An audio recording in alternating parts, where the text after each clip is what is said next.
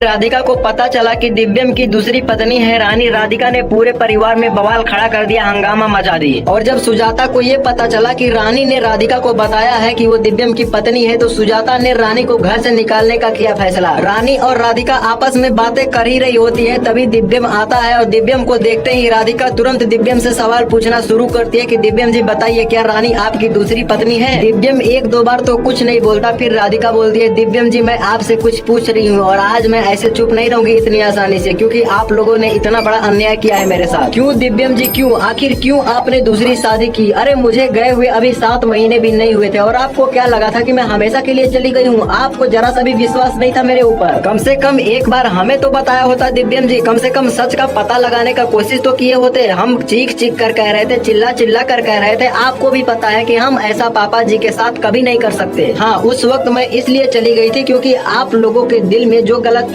पैदा हुई थी उसे मैं दोबारा कैसे दूर कर सकती हूँ, कैसे पूरे परिवार को एक कर सकती हूँ। आप लोग उस टाइम इतने गुस्सा थे, इसीलिए मैं कुछ बोलना उचित नहीं समझ रही थी। मैं चुपचाप नकली राधिका का पता लगाने इस शहर से बहुत दूर चली गई थी। और जब 7 महीने बाद मैं किसी तरह से इस शहर में वापस आई तो अचानक मुझे पापा जी मंदिर में मिले। जब पापा जी मिले तो मुझे एक उम्मीद जगी और पापा जी की यह हालत देखकर मुझे बुरा भी लगा। आप लोग माने या ना माने, लेकिन पापा जी अच्छे से जानते हैं कि उनको धक्का किसने दिया है, असली राधिका ने या नकली राधिका ने। अगर मैं उनको धक्का दी होती तो वो मुझे यहाँ पर बुलाने की जिद नहीं करते। और देखना, आप लोगों को एक दिन पता चल जाएगा, जैसे ही पापा जी ठीक होंगे सबको बता देंगे सच्चाई क्या है। लेकिन अब आप लोगों ने जो गलती कर दी है ना, वो तो नहीं सुधर सकती। दिव्यम जी अब आप ही बताइए, मैं क्या करूँ, कहाँ जाऊँ, कहाँ किसके साथ रहूंगी? शादी के बाद बेटी के लिए माँ बाप का घर पराया हो जाता है, उसका ससुराल ही उसका घर, उसका परिवार, उसका संसार होता है। लेकिन अब तो मुझे मेरे ससुराल से ही वंचित कर दिया गया। अब मैं क्या करूँ? दिव्यम जी आप ही बताइए, एक लड़की इस हालत में क्या कर सकती है? इस मुश्किल की घड़ी में कोई भी राधिका का साथ नहीं देने वाला, क्योंकि दिव्यम भी अभी भी राधिका से गुस्सा है, इसीलिए वो भी राधिका के पक्ष में कुछ नहीं बोलने वाला। उसको ये भी नहीं समझाने की कोशिश करेगा कि मैं रानी से प्यार नहीं करता। लेकिन आप लोग राधिका का सपोर्ट इस मुश्किल की घड़ी में कर सकते हैं और आप लोग राधिका को बता सकते हैं कि दिव्यम रानी को अपनी पत्नी नहीं मानता, वो जबरदस्ती उसकी पत्नी बनी हुई है। अगर राधिका का सपोर्ट करना चाहते हैं तो इस वीडियो को तुरंत एक लाइक करके चैनल को सब्सक्राइब करके नीचे कमेंट बॉक्स में लिख करके बताइए कि राधिका दिव्यम रानी से प्यार नहीं करता, दिव्यम की पत्नी अभी भी तुम ही हो। अब इन सब बातों को लेकर के राधिका बहुत बड़ा हंगामा करने वाली है, क्योंकि अब आप लोग राधिका का असली रूप देखेंगे। राधिका इतनी आसानी से बंसल परिवार को छोड़कर नहीं जाने वाली है, वो अपने हक की लड़ाई लड़ेगी। रानी तो सोच रही थी कि राधिका को जब पता चलेगा कि दिव्यम ने दूसरी शादी कर ली है तो राधिका इतनी भोली भाली है कि आसानी से वो चली जाएगी, लेकिन ऐसा हुआ नहीं। राधिका अपने हक की लड़ाई रानी से लड़कर रहेगी, अपना हक लेकर रहेगी।